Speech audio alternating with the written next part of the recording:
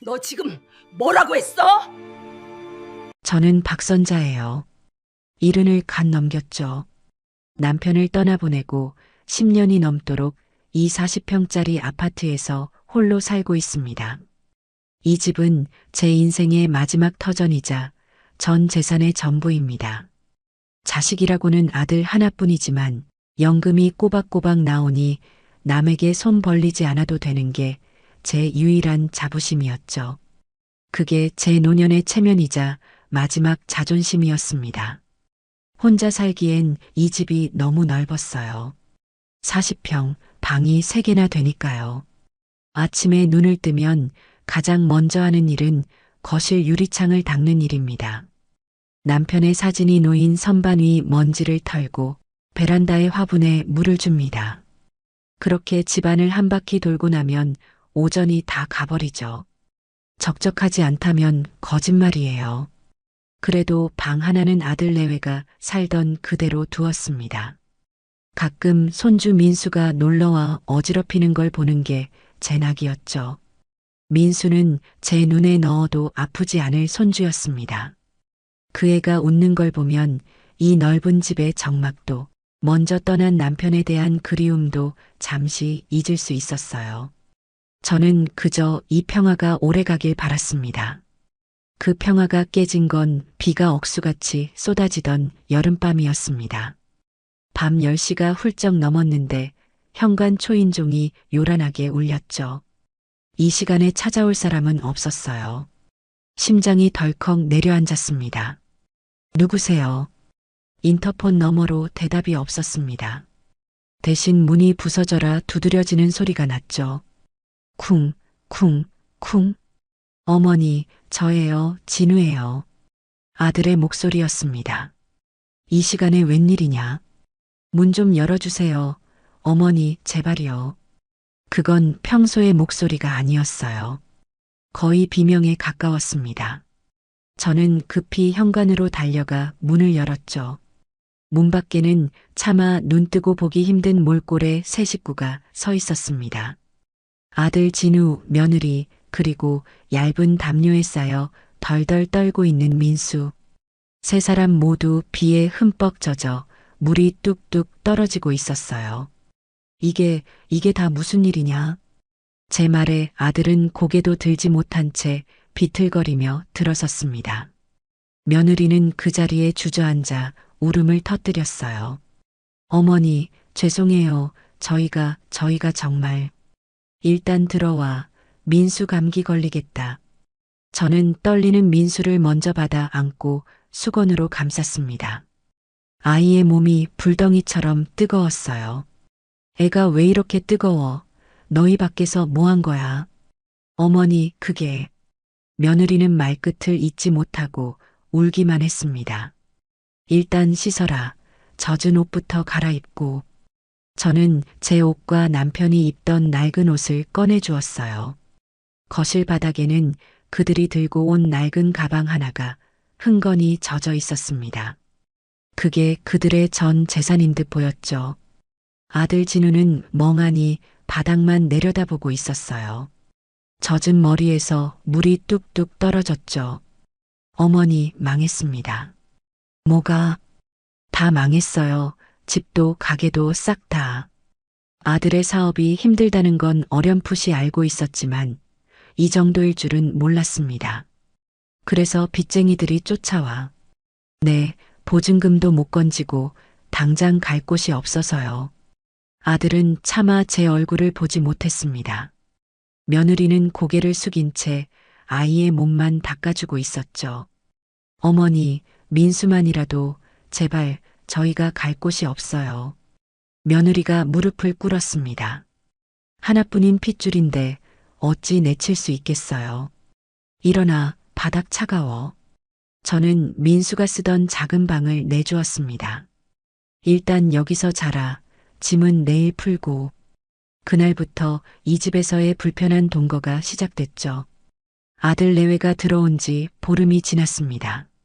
집안 공기는 점점 무거워졌어요. 아들은 일자리를 구한다며 아침 일찍 나갔지만 매일 밤 술에 취해 들어왔죠. 진우야, 너 또 마셨냐? 어머니, 제가 면목이 없습니다. 술 마실 정신으로 일을 해라. 아들은 아무 대꾸 없이 방으로 들어갔어요. 며느리는 제 눈치를 보며 집안일을 도왔지만 서툰 손길에 제 속만 더 터졌죠. 애미야, 그릇은 그렇게 닦는 게 아니야. 네, 어머니, 다시 할게요. 됐어. 더 내가 할 테니. 생활비는 온전히 제 연금과 모아둔 돈에서 나갔습니다. 시장에 갈 때마다 한숨이 절로 나왔어요.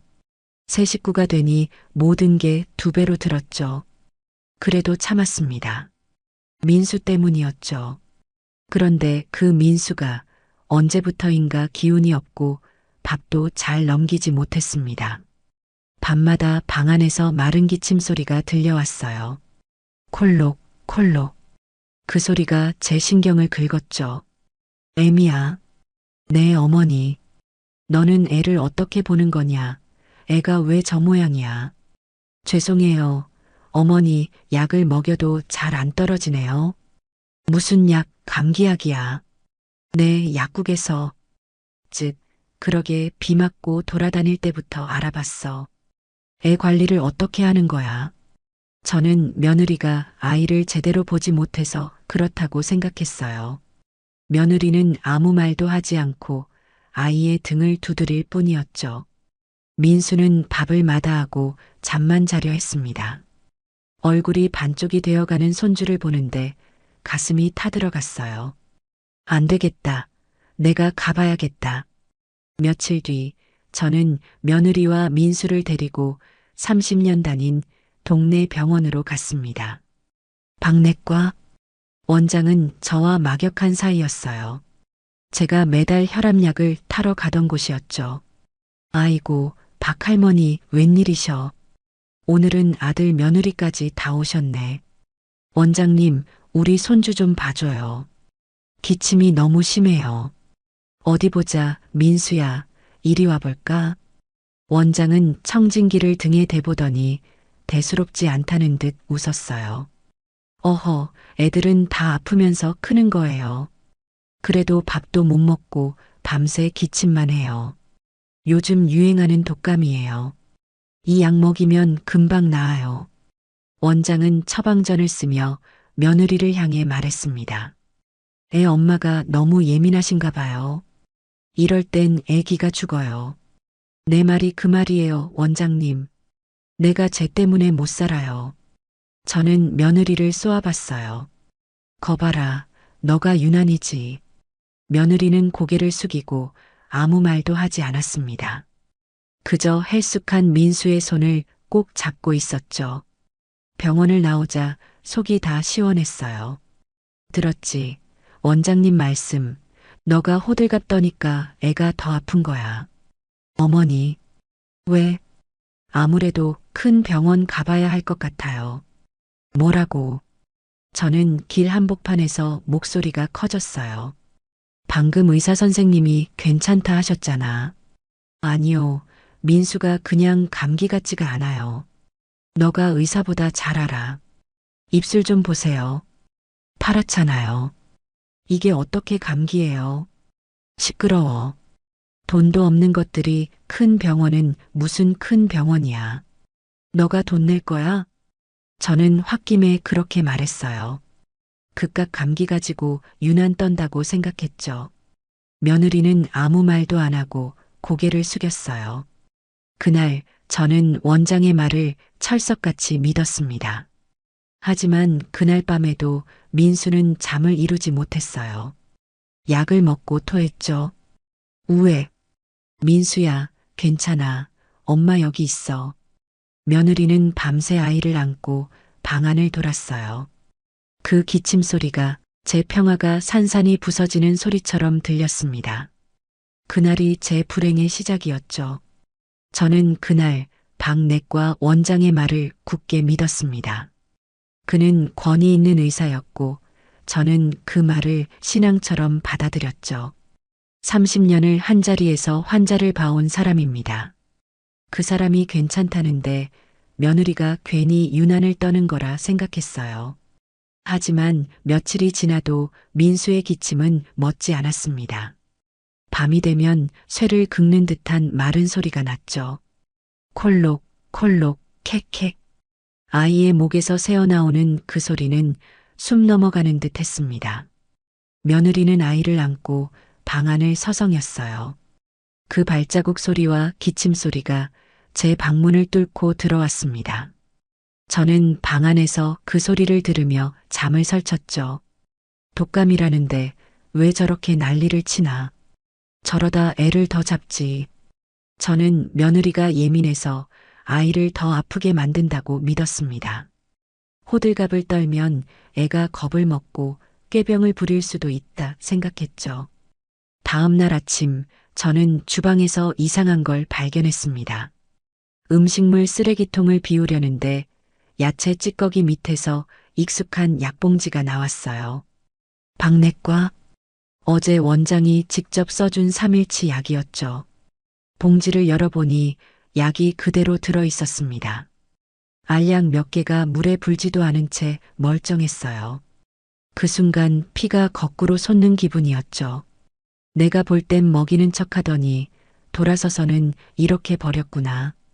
저는 그 약봉지를 들고 며느리의 방으로 향했습니다. 문을 열자 며느리가 화들짝 놀라며 저를 바라봤어요. 민수는 침대에 누워 숨을 헐떡이고 있었죠. 애미야, 내 어머니, 이게 뭐냐? 약봉지를 내미니 며느리의 얼굴이 순식간에 하얗게 질렸어요. 핏기 하나 없는 얼굴이었죠. 그게 어머니, 너 이거 버렸지. 의사 선생님이 지어준 약을 버려. 어머니, 이 약은 소용이 없어요. 민수는 뭐가 소용없어? 너가 의사야. 너가 의사보다 잘 알아. 그분이 어떤 분인지 알아? 30년 넘게 환자 본 분이야. 제 목소리가 점점 커졌습니다. 거실에 있던 아들까지 방으로 들어왔죠. 아니요, 민수는 그냥 감기가 아니에요. 제발이요. 그럼 뭔데? 너는 아는데 의사는 몰라. 말해봐, 무슨 병인데? 며느리는 대답하지 못했습니다. 입술만 깨물며 눈을 내리깔았죠. 대학병원 가야 해요, 어머니. 큰 병원 가야 해요. 뭐, 대학병원? 제 기가 막혔습니다. 돈도 없는 것들이 대학병원은 무슨. 너희 돈 있어. 없어요. 없으니까 어머니 제발이요. 시끄러워. 너는 애 아픈 걸 핑계로 돈 뜯어낼 궁리만 하는구나. 처음부터 이럴 생각이었지. 그런 거 아니에요. 제발 제 말 좀 믿어주세요. 믿어? 내가 어떻게 믿어? 의사 말 무시하고 약 버리는 며느리를 어떻게 믿냐고. 저는 약봉지를 며느리 얼굴 앞에 던졌습니다. 당장 이 약 다시 먹여. 안 먹이면 너희 둘 다 이 집에서 쫓아낼 줄 알아. 며느리는 바닥에 떨어진 약을 주워들고 울었어요. 그 눈물이 거지처럼 보였죠. 너무나 뻔한 수작이었습니다. 애를 일부러 방치하고 약이 안 듣는다고 우기고 큰 병원 가자며 돈을 뜯어내는구나. 저는 돌아섰습니다. 아들이 저를 따라 나왔어요. 어머니, 참으세요. 너는 저게 지금 참게 생겼어. 쟤도 민수 걱정돼서 그래요. 걱정? 걱정하는 애미가 약을 버려? 너는 네 마누라 제대로 못 가르쳐. 아들은 한숨만 쉬며 고개를 숙였죠. 그날부터 며느리는 제게 완전히 등을 돌렸습니다. 말 한마디 섞지 않았죠. 제가 거실에 있으면 방에서 나오지도 않았습니다. 그 대신 이상한 외출이 시작됐어요. 아침마다 민수를 둘러엎고 집을 나섰죠. 아이는 두꺼운 외투를 입었지만 며느리는 얇은 겉옷 하나만 걸쳤어요. 어디 가냐? 병원 가요. 그게 전부였습니다. 어느 병원이냐 물어도 대답하지 않았죠. 해가 져서야 들어왔고 얼굴은 늘 녹초였어요. 민수는 더 파리해졌고요. 어디 갔다 이제 와. 대학병원 다녀왔어요. 대학병원? 거기 가서 뭘 했는데? 검사하고 왔어요. 무슨 검사? 애 잡을 일 있어. 날마다 어딜 싸돌아다녀. 돈은 어디서 나서? 며느리는 대꾸하지 않고 방으로 들어갔습니다. 문이 쾅 닫히는 소리가 제 심장을 때렸죠. 시어미를 무시해도 유분수지. 그런데 이상했습니다. 그렇게 큰 병원을 다닌다는데 아이 상태는 조금도 나아지지 않았어요. 오히려 더 말라갔죠. 밥도 제대로 못 먹고 죽도 몇 숟갈 뜨다 말았어요. 볼은 움푹 패이고 눈만 퀭했습니다. 저는 며느리가 병원은 핑계로 밖에서 딴짓을 한다고 생각했어요. 애를 팔아 동정심을 사고 돈을 구걸하러 다니는 건 아닐까? 별의별 생각이 다 들었습니다. 아들 진우는 여전히 무능했어요. 그날 밤 술에 취해 들어온 아들을 붙잡고 따졌죠. 너는 마누라가 저러는데 뭐 하는 거야? 어머니, 쟤도 민수 때문에 속이 타서 그래요. 속이 타? 저게 속 타는 사람의 행동이야? 매일 밖으로 나도는 게 병원 간다잖아요. 그 말을 믿어? 네 마누라 말을 믿냐? 그럼 어떡해요, 제가. 네가 돈을 벌어와야지. 네가 가장이잖아. 죄송해요, 어머니. 아들은 아무 말도 못하고 고개를 숙였어요. 저는 점점 확신이 들었습니다. 저 두 사람 합심해서 나를 속이고 있구나. 아들은 방패막이고 며느리는 행동대장이었죠. 결국 목표는 제 돈이었습니다. 그러던 어느 날 며느리가 제 방문을 열고 들어왔어요. 며칠 만에 보는 얼굴이었죠. 그 사이 며느리도 반쪽이 되어 있었습니다. 어머니, 드릴 말씀이 있어요. 뭔데? 저 돈이. 돈? 제 눈이 가늘어졌습니다. 드디어 올 게 왔구나. 민수 검사비가 모자라서요. 얼마나? 500만 원이요. 뭐? 500만 원? 저는 자리에서 벌떡 일어났습니다. 너 지금 제정신이야? 500만 원이 네 집게 이름이야? 어머니, 제발이요. 이번 한 번만요. 며느리가 제 앞에 무릎을 꿇었습니다. 바닥에 이마를 박았어요. 이 검사 꼭 받아야 해요. 제발이요. 무슨 놈의 검사가 500만 원이나 해. 너 나 속이는 거지. 아니에요, 어머니. 영수증 다 보여드릴게요. 됐다. 종이야 얼마든지 만들지. 너 지난번에도 약 버렸잖아. 그건 정말 효과가 없어서요. 됐어. 입 닫아. 저는 며느리를 노려봤습니다. 그런데 그 뒤 문틈으로 민수의 얼굴이 보였어요. 파리하고 힘없는 얼굴이었죠. 금방이라도 쓰러질 듯 위태로웠어요. 제 손주였습니다. 며느리는 미웠지만 손주는 살려야 했죠. 그래, 애는 살리고 봐야지. 전현한테 주는 돈이 아니야. 민수 병원비야. 이번이 마지막이다. 이게 끝이다. 저는 며칠을 고민했습니다. 밤새 민수의 기침 소리를 들으며 갈등했어요. 결국 남편이 남긴 펀드를 깼습니다. 그건 제 유일한 비상금이었어요. 은행 창구에서 현금 다발을 받을 때 손이 떨렸습니다. 그 돈은 제 노후 자금이었죠. 그걸 깨면 다음 달부터 빠듯해질 게 분명했어요. 집으로 돌아와 며느리를 불렀습니다. 여기 있다. 저는 돈 봉투를 며느리 앞에 던졌어요. 이걸로 끝이다. 다시는 나한테 손 벌리지 마라. 이걸로도 민수 못 고치면 그건 네 운명이야. 감사합니다, 어머니. 정말 감사합니다. 며느리는 돈 봉투를 붙잡고 울었어요. 바닥에 엎드려 절까지 했죠. 저는 그 모습이 가증스러웠지만 꾹 참았습니다. 어디 그 돈으로 뭘 하는지 두고 보자. 저는 그 돈으로 민수가 제대로 된 치료를 받을 거라 믿었습니다. 500만 원은 제겐 큰 돈이었죠. 하지만 며칠 뒤 저는 결정적인 장면을 보고 말았습니다. 시장에 가던 길 버스 정류장 앞 백화점이었어요. 그곳에서 며느리를 봤습니다. 그녀의 어깨에는 윤기가 자르르 흐르는 새 외투가 걸려 있었죠. 짙은 남색의 모피 코트였습니다. 제가 평생 한 번도 입어보지 못한 그런 옷이었어요. 며느리는 저를 보지 못하고 버스에 올라탔습니다. 저는 그 자리에서 얼어붙었죠. 손에 들고 있던 콩나물 봉지가 바닥에 떨어졌습니다. 저게 내 돈이구나.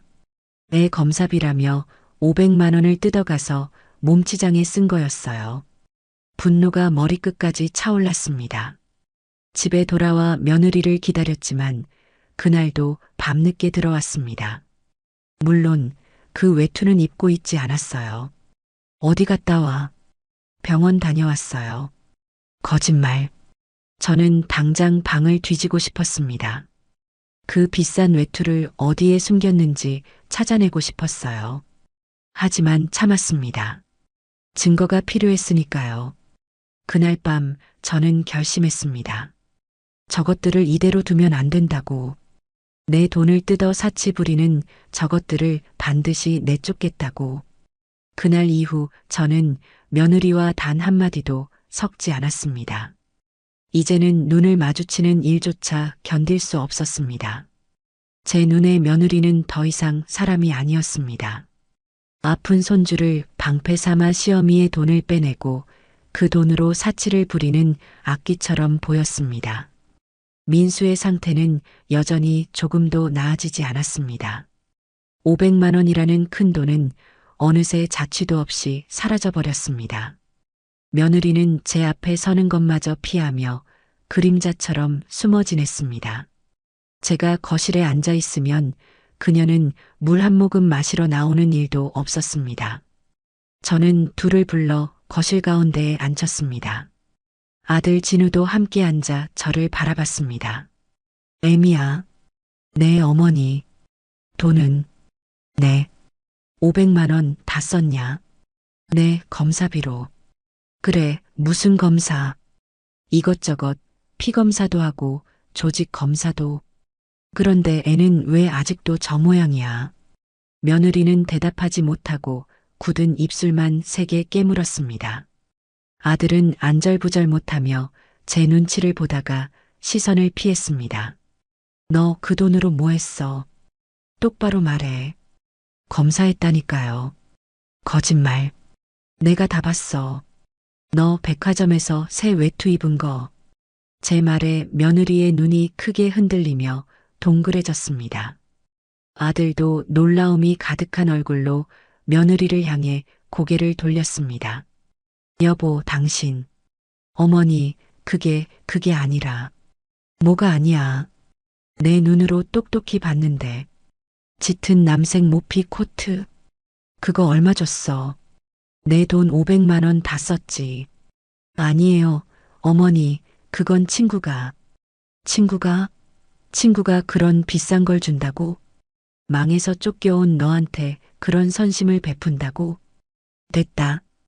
변명하지 마. 이 사기꾼 같은 년.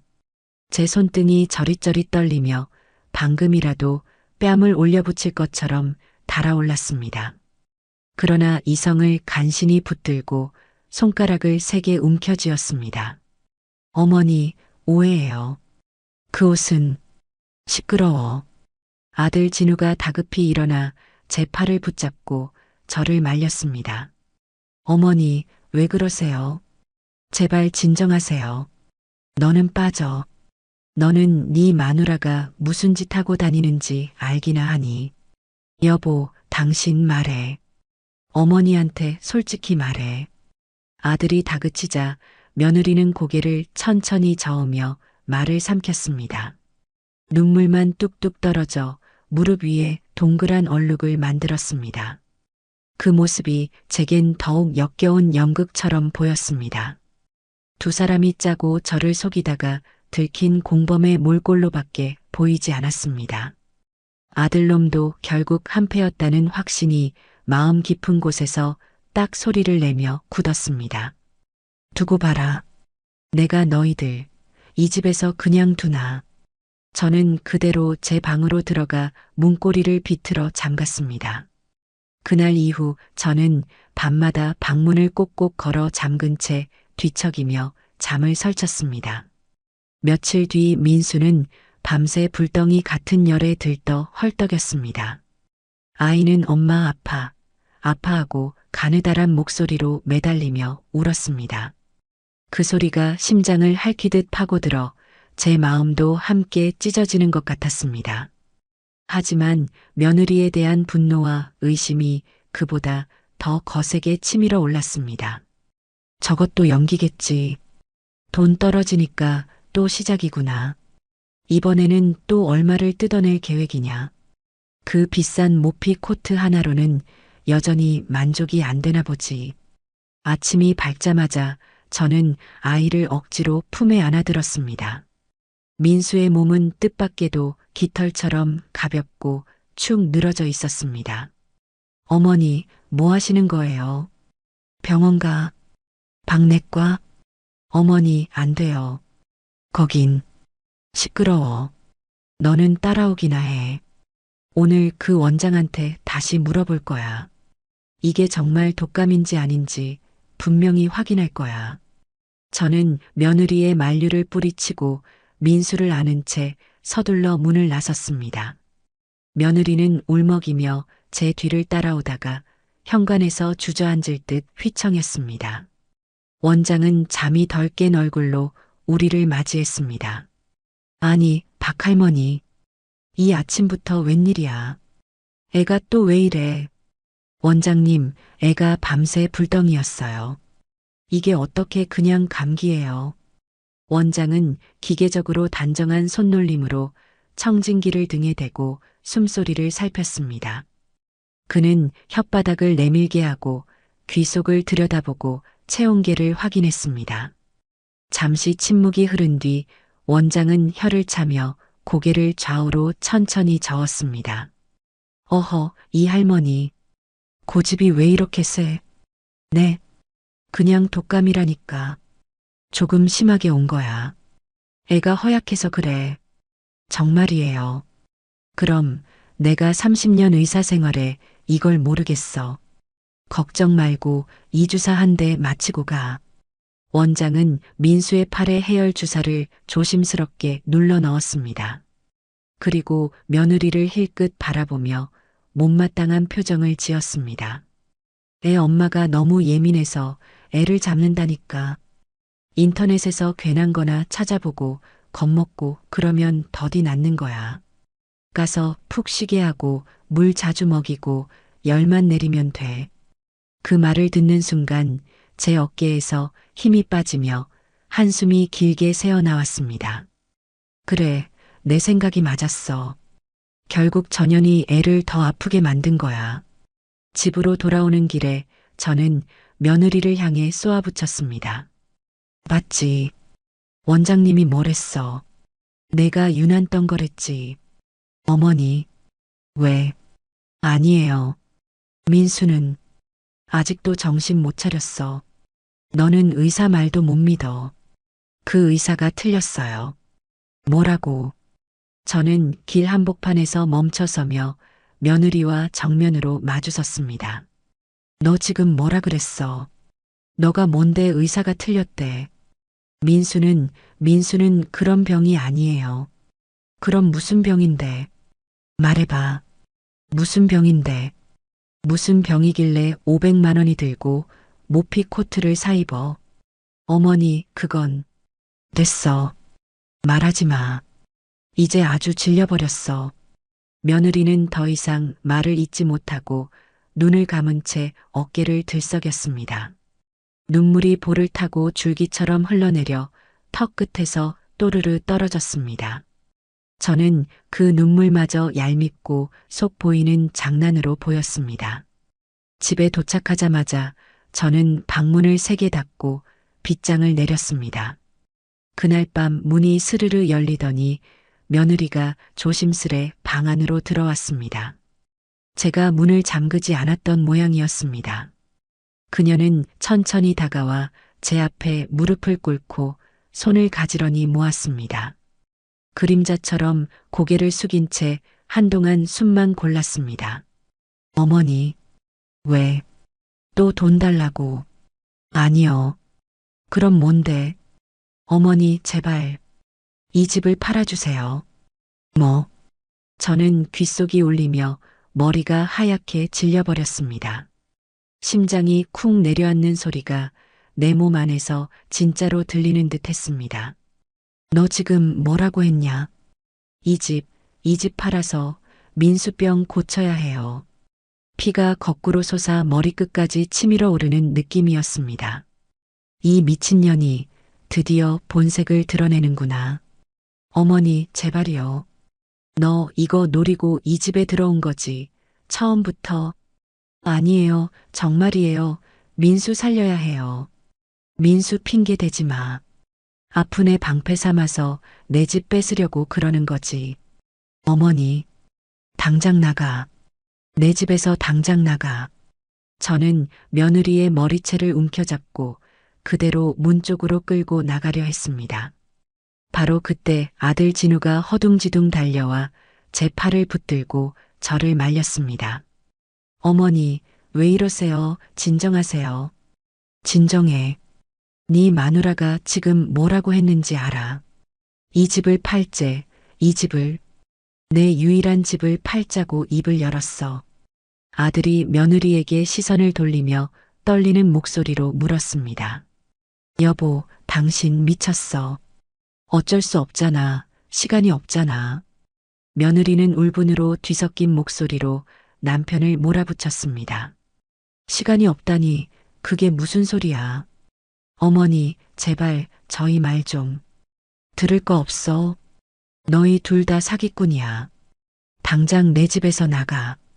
저는 두 사람을 안방으로 밀어넣고 문을 쾅 닫아버렸습니다. 문 안쪽에서는 곧바로 격한 말다툼이 시작되어 벽을 타고 거실로 번졌습니다. 내가 말했잖아, 안 된다고. 그럼 어떡해. 이대로 민수 죽는 거 봐. 죽다니, 누가 죽어. 당신은 몰라, 아무것도 몰라. 저는 거실에 주저앉아 두 손으로 무릎을 부여잡았습니다. 다리가 떨리고 손끝이 얼음장처럼 차가워졌습니다.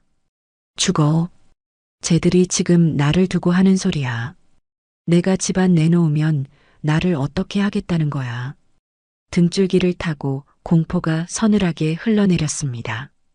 저것들이 내 집을 빼앗기 위해서라면 아픈 아이까지 연기시키고 거짓 눈물로 협박하겠구나. 이제는 정말로 나를 궁지로 몰아 문 밖으로 밀어낼 작정이겠구나. 그날 밤 저는 한숨도 잠을 이루지 못했습니다. 내 집에서 내가 쫓겨날지도 모른다는 두려움이 턱 밑까지 차올라 목을 조였습니다. 새벽 공기는 축축했고 벽지는 차갑게 식어 있었고 시계 초침 소리만 또각또각 귓속을 쳤습니다. 그날 이후로 집안은 지옥 같았어요. 저는 며느리와 아들을 투명인간 취급했죠. 아예 없는 사람처럼 행동했어요. 밥도 따로 차려 먹었어요. 혹시라도 저들이 제 밥에 무슨 짓을 할까 무서웠죠.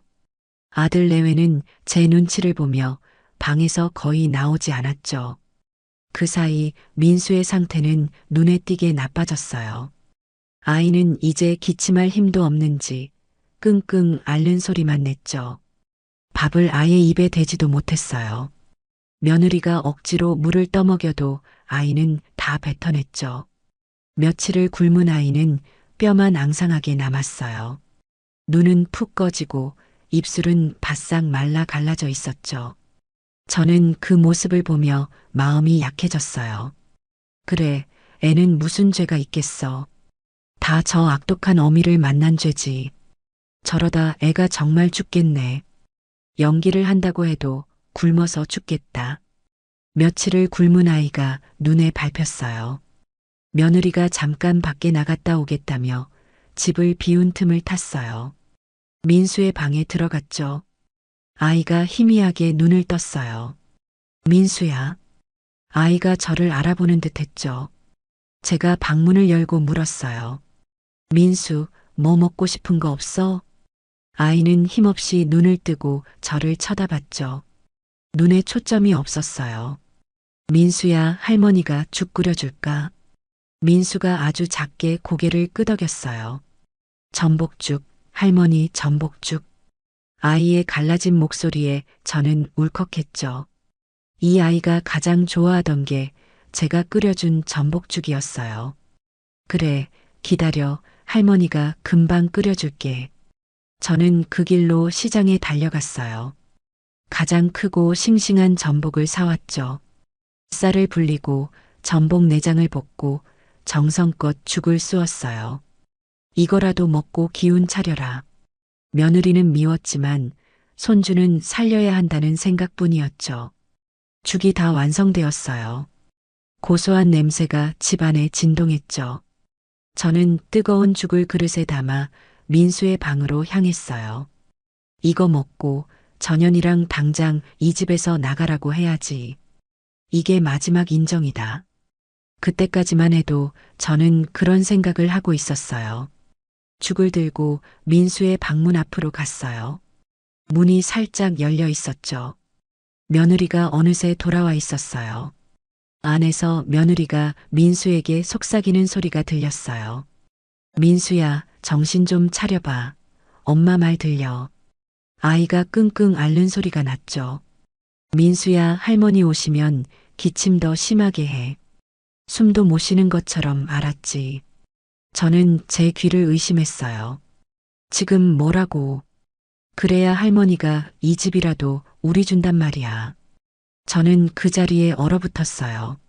내 집을 아픈 아이를 시켜서 심장이 발끝까지 떨어지는 기분이었죠. 저것들이 내 집을 뺏으려고 아픈 아이까지 동원해서 연극을 하고 있었던 거예요. 며느리는 말을 이었어요. 그래야 우리 민수 살릴 수 있어, 알았지?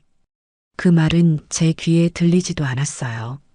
그저 자기들의 탐욕을 채우려는 변명처럼 들렸죠. 모든 게 저죽 한 그릇을 빌미로 내 집을 빼앗으려던 수작이었어요. 며칠 굶은 아이를 보며 마음 약해졌던 제가 한심했죠. 저는 며느리의 뒷말은 듣지도 못했어요. 오직 집 뺏기라는 말만 제 귀에 박혔죠. 그리고 이어진 민수의 대답. 아주 작고 갈라지는 목소리였죠. 응, 알았어, 엄마. 그 말을 듣는 순간 제 손에서 힘이 풀렸습니다. 와장창 제가 들고 있던 죽그릇이 바닥에 떨어지며 산산조각 났어요. 뜨거운 죽이 제 발등 위로 쏟아졌지만 아픈 줄도 몰랐죠. 문이 활짝 열리고 며느리와 민수가 경악한 얼굴로 저를 쳐다봤어요. 며느리의 얼굴이 하얗게 질렸더군요. 어머니, 그게. 며느리가 저에게 다가오려 했어요. 오지 마. 제 입에서 짐승 같은 소리가 나왔어요.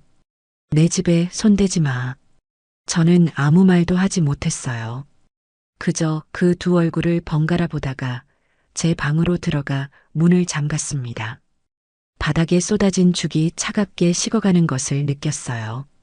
밤새 울었어요. 아들 내외에 대한 분노보다 나를 속인 손주에 대한 절망감이 저를 미치게 만들었죠. 내 집에서 내 돈으로 나를 속여. 저것들은 사람이 아니야. 그날 밤 저는 한숨도 자지 못했습니다. 방 안에는 식어버린 죽 냄새가 눅진하게 깔려 있었습니다. 바닥에 엎질러진 전복죽이 차갑게 굳어가며 시큼한 냄새를 뿜었죠. 한때 민수가 먹겠다고 웃던 그 죽이 이제는 역겨운 썩은 냄새로 변해 있었습니다. 그 냄새를 맡으며 저는 밤새 눈을 감지 못했습니다. 제 손주가 제 눈에 넣어도 아프지 않던 그 아이가 저를 배신했다는 사실이 믿기지 않았습니다. 응, 알았어, 엄마. 그 가느다란 목소리가 귀 뒤에 붙은 것처럼 계속 맴돌았어요. 그 목소리는 칼날처럼 제 심장을 찔러댔습니다. 그동안 아파하던 것도, 밤새 하던 기침도, 밥 한 숟갈 넘기지 못하던 것도 전부 연기였던 겁니다. 저를 속이고 저와 며느리 사이를 갈라놓기 위한 잔인한 연극이었죠. 저를 악인으로 만들고 결국 이 집을 빼앗기 위해 짜맞춘 무서운 계략이었습니다. 며느리가 사입은 그 비싼 외투, 제 돈 500만 원으로 산 그 옷, 그리고 집을 팔아달라며 울부짖던 그 목소리. 모든 퍼즐이 하나로 딱 맞아떨어졌습니다. 저것들은 내 가족이 아니구나. 내 재산을 노리고 들어온 원수들이구나. 내 집에서 나를 쫓아내려고 작정했구나. 해가 밝아올수록 분노는 차갑게 굳어갔습니다. 눈물은 더 이상 나오지 않았습니다. 대신 안쪽 깊은 곳에서 냉철한 결심이 자리 잡았죠. 저는 씻지도 않았습니다. 밤새 입고 있던 옷 그대로, 푸석한 머리 그대로, 그대로 집을 나섰습니다. 거실에는 아무도 없었습니다. 아들 내외와 민수는 제 눈치를 보며 방에 틀어박혀 있었죠. 어젯밤 그 소동 이후로 집은 마치 숨을 죽인 듯 고요했습니다. 저는 현관문을 열고 곧장 부동산으로 향했습니다. 아침 9시 막 문을 연 시간이었죠. 이 동네에서 30년을 넘게 살았으니 부동산 사장과는 얼굴만 봐도 통하는 사이였습니다. 어이구, 박 여사님, 이 아침부터 웬일이세요?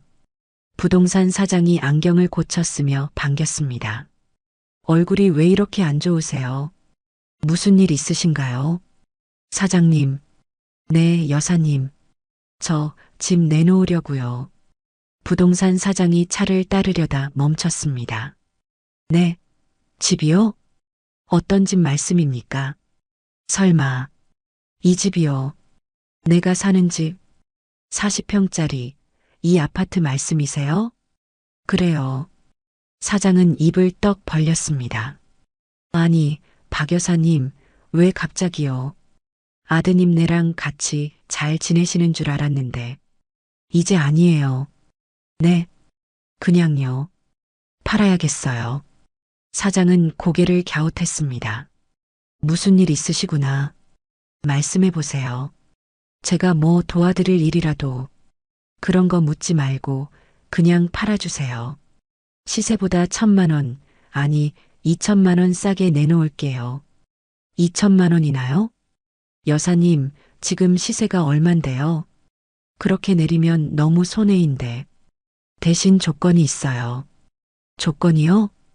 당장 현금으로 살 사람. 그리고요. 일주일 안에 잔금 치르고 바로 입주할 사람으로 찾아주세요. 일주일이요? 사장은 놀라 고개를 젓습니다. 그건 너무 급한데요.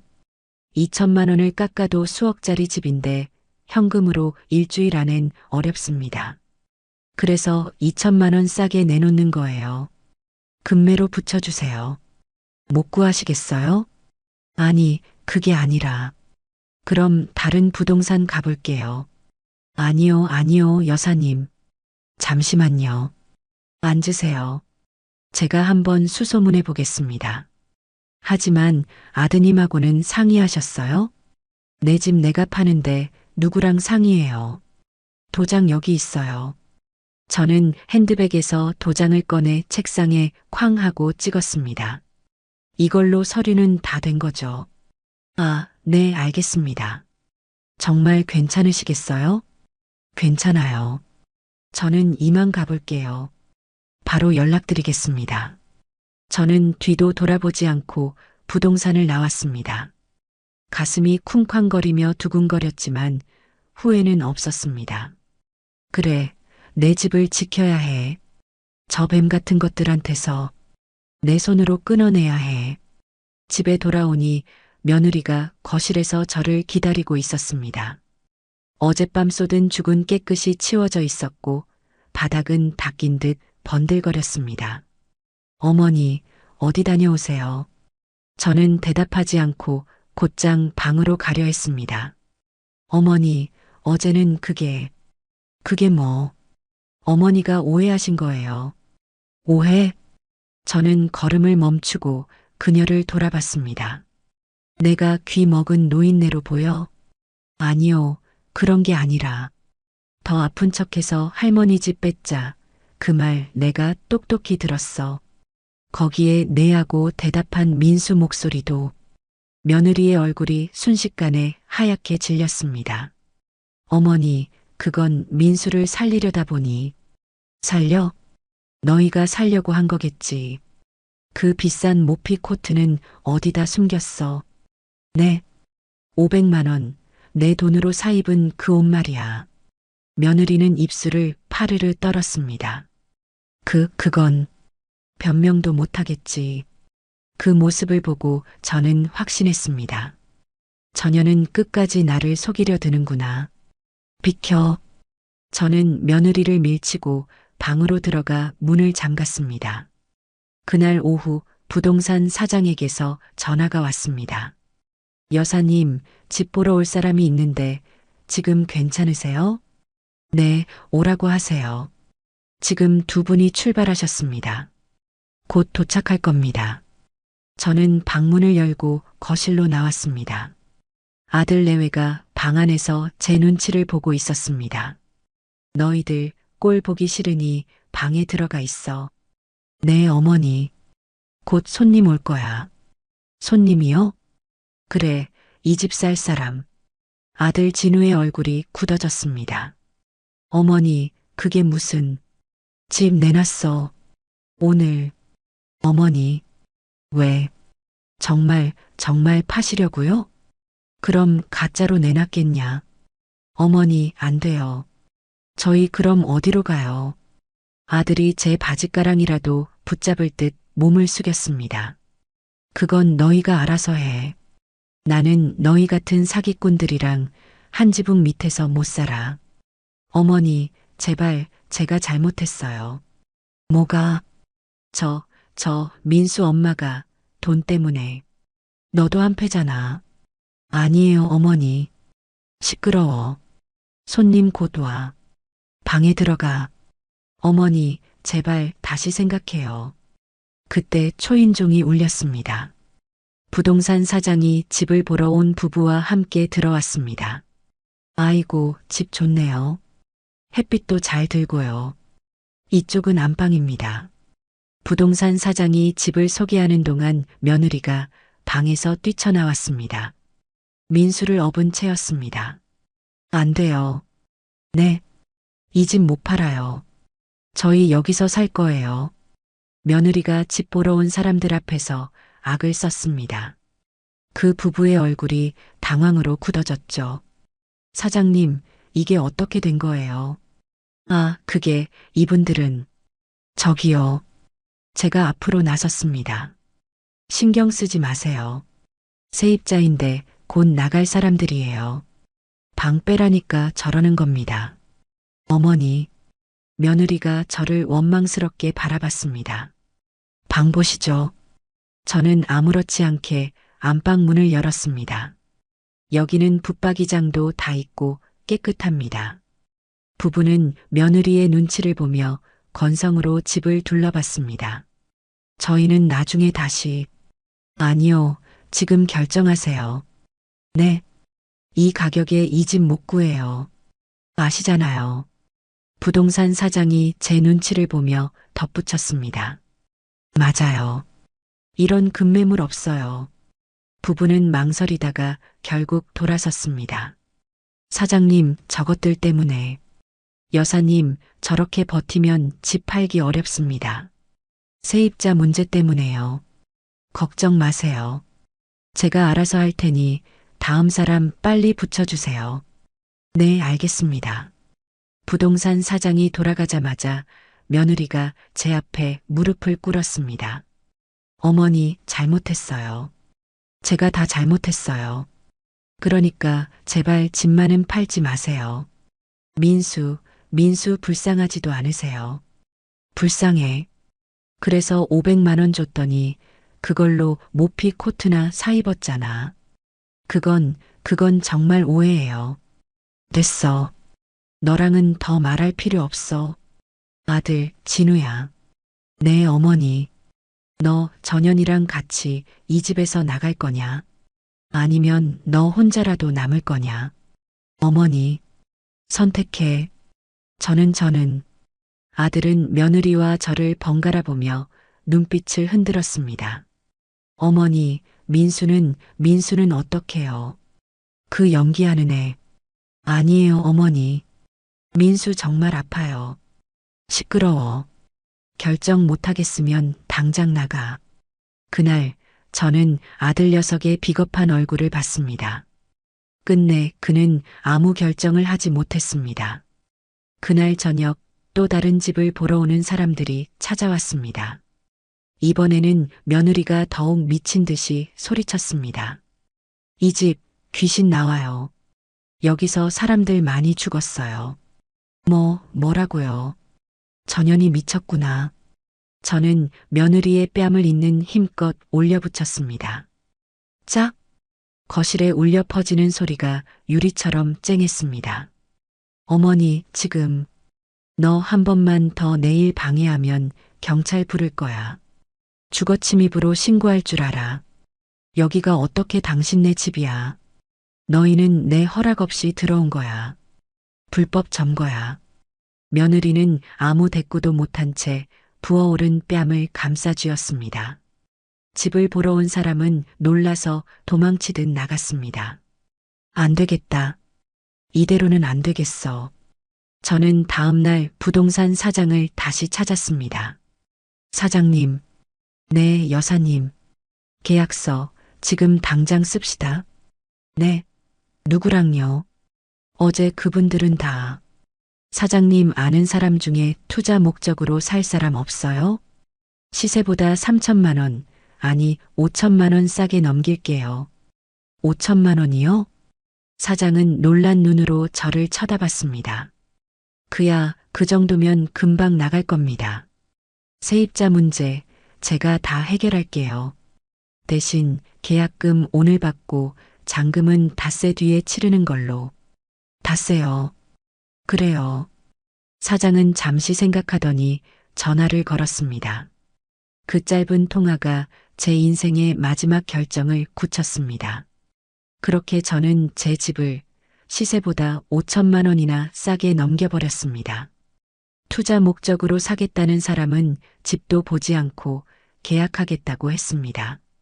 그날 저녁 계약서 사본을 들고 집으로 돌아오는 길에 저는 묘하게 가벼운 바람을 맞으며 걸었습니다. 두려움과 해방감이 뒤섞인 낯선 감정이었죠. 집에 돌아오니 공기가 얼음장 같았습니다. 아들 내외는 제 눈치를 보며 방 안에서 웅크리고 있었죠. 숨조차 죽인 채 문틈으로만 제 기척을 엿보는 듯 했습니다. 저는 그 방문 앞에 섰습니다. 문을 두드렸습니다. 나와. 아들과 며느리가 겁에 질린 얼굴로 기어 나왔습니다. 두 사람 모두 눈가가 퉁퉁 부어 있었고 그 모습이 오히려 저를 더 차갑게 만들었습니다. 저는 계약서 사본을 거실 테이블 위에 내리쳤습니다. 이게 뭐예요, 어머니? 계약서다. 무슨 계약서요? 집 팔렸다. 며느리의 얼굴이 하얗게 질려갔습니다. 어머니, 어떻게 저희랑 상의도 없이 내 집 내가 파는데 왜 너희랑 상의를 해? 어머니, 제발이요. 제발 다시 생각해 주세요. 닷새. 네. 닷새 준다. 닷새 안에 니들 짐 싸서 나가. 어머니, 저희 갈 곳이 없어요. 5천만 원이나 싸게요. 어머니, 제정신이세요? 그 돈이면 저희가 너희한테 줄 돈 없어. 그건 내가 알 바 아니야. 길바닥에 나 앉으라고요? 처음에도 길바닥이었잖아. 그때는 민수가 이렇게 아프지 않았어요. 연기하는 거잖아. 아니에요, 어머니. 정말 아니에요. 시끄러워. 닷새 뒤면 새 주인이 이사 들어온다.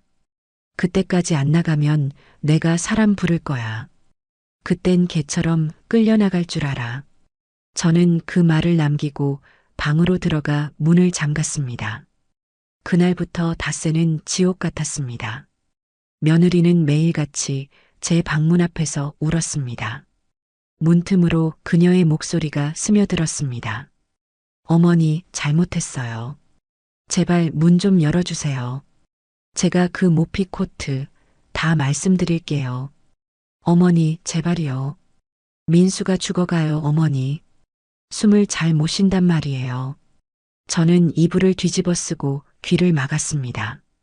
또 연기하는구나. 또 속이려 드는구나. 저 지독한 것들. 아들 녀석은 매일 술에 취해 들어왔습니다. 냄새와 한숨이 뒤섞인 채였습니다. 어머니, 너무하세요. 어떻게 저희한테 이러실 수 있어요. 너도 똑같아. 네 마누라가 내 돈 뜯어 모피 코트 사 입을 때 넌 뭐 했어? 그게 알고 있었지. 너도. 아들은 아무 말도 하지 못했습니다. 그 침묵이 오히려 모든 것을 인정하는 닭처럼 들렸습니다. 민수의 기침 소리는 점점 줄어들었습니다. 이제는 숨소리조차 희미하게 들릴 뿐이었죠. 저는 그게 연기가 들통나니 그만둔 거라고 생각했습니다. 그렇게 닷새가 흘렀습니다. 약속한 잔금 날이 되었습니다. 저는 아침 일찍 은행에 갔습니다. 잔금이 제 통장으로 들어온 걸 확인했습니다. 평생 한 번도 본 적 없는 큰 돈이 찍혀 있었습니다. 하지만 기쁘지 않았습니다. 그저 해야 할 일을 마쳤다는 생각뿐이었죠. 저는 이미 짐을 챙겨두었습니다. 작은 가방 하나뿐이었죠. 며칠 전 근처에 작은 월세방 하나를 미리 구해두었으니까요.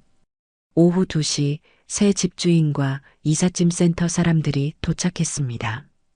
이번에는 새 주인이 법무사까지 데리고 왔더군요. 짐을 아직 안 빼셨네요. 새 집주인이 당황스러운 표정으로 말했습니다. 그러게 말입니다. 부동산 사장도 곤란한 얼굴이었습니다. 저는 아들 내외의 방문을 두드렸습니다. 나와. 약속한 날이다. 방문이 열렸습니다. 며느리와 아들이 퀭한 눈으로 걸어 나왔습니다. 민수는 아들의 등에 엎여 있었죠. 아이의 팔이 축 늘어져 있었습니다. 눈은 감겨 있었고 숨소리가 들리지 않았습니다. 아직도 연기하는구나. 짐 안 쌌어? 어머니, 정말 이러실 거예요? 비켜. 저는 이삿짐 센터 직원들에게 손짓했습니다. 저 방 짐 다 빼주세요. 네, 저 사람들 짐이에요. 그냥 다 밖으로 꺼내세요. 어머니, 며느리가 제 앞에 무릎을 꿇었습니다. 잘못했어요. 제가 훔쳤어요. 그 돈, 그 500만 원, 제가 민수 병원비로 안 쓰고 몰래 썼어요. 그럼 그렇지. 그걸로 비싼 옷 사 입었어요. 제가 다 잘못했어요. 그러니까 제발 민수는 살려주세요. 뭐가 어째? 민수가 지금 숨을. 시끄러워. 이 연극 아직도 안 끝났어. 너의 그 고백조차 거짓말 같아. 집안 뺏기려고 별의별 쇼를 다 하는구나. 저는 며느리의 어깨를 밀치고 이삿짐 센터 직원들을 재촉했습니다. 뭐 하세요? 짐 빼세요. 저기 사모님 그래도 제가 책임질게요. 어서요. 명도 집행입니다. 직원들이 머뭇거리며 방으로 들어갔습니다. 낡은 짐가방 하나, 옷가지 몇 개가 전부였습니다. 그것들이 거실 밖으로 던져졌습니다. 안 돼. 며느리가 그 짐을 붙잡고 울부짖었습니다. 아들 녀석은 멍하니 서 있었습니다. 민수를 업은 채로 아무 말도 못했습니다. 진우야. 네, 어머니. 너 전현이랑 같이 나갈 거냐? 아니면 나랑 같이 갈 거냐? 어머니. 마지막 기회야. 아들은 민수를 업은 채로 저와 며느리를 번갈아 보았습니다. 그의 입술이 부들부들 떨렸습니다.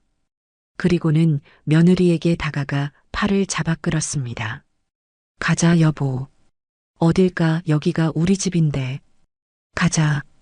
다 끝났어. 싫어. 나 여기서 못 나가.